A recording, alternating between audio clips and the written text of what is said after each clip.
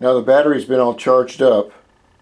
It shows that it has 13 volts in it. Now whether it has the amperage, that I don't know. Okay, now I may be saying this wrong, but whether the battery has the juice in it to turn the engine over, I don't know. We'll see.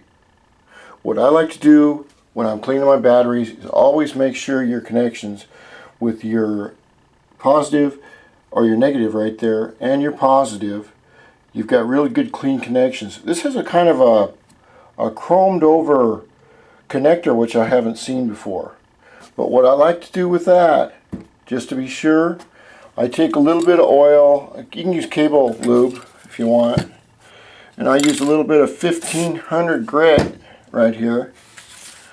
And when you're using your battery, it sometimes discharges onto the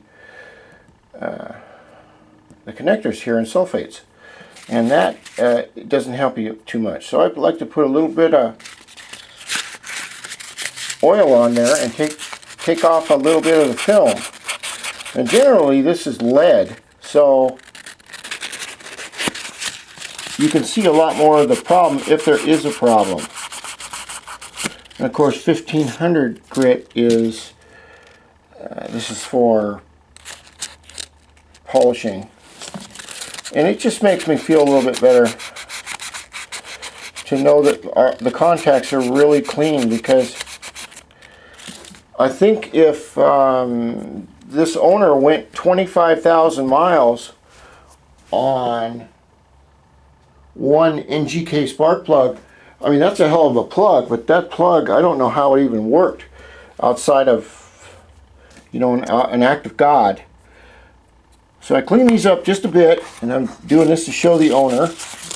Also, other people out there that may want to do the job right. When someone tells me to replace the battery or check the bike over, I check it over like it was my own. I do it kind of a labor of love. I don't care about the hours, the money involved, as much as I care about doing the job right and being known as a thorough mechanic. Because if you're known by that, you can take bikes to any shops or any mechanics anywhere, but if you don't trust them, then what do you have? Well, you've got $65 an hour and something you're not sure about. Now right here, this is on the positive side of the battery connector where it had a bunch of discharge and sulfating. So what I did was I scraped that off very carefully and cleaned that up. I also cleaned up the negative side right here, and I'm going to put the battery back on and see if it'll work with the brand new spark plug.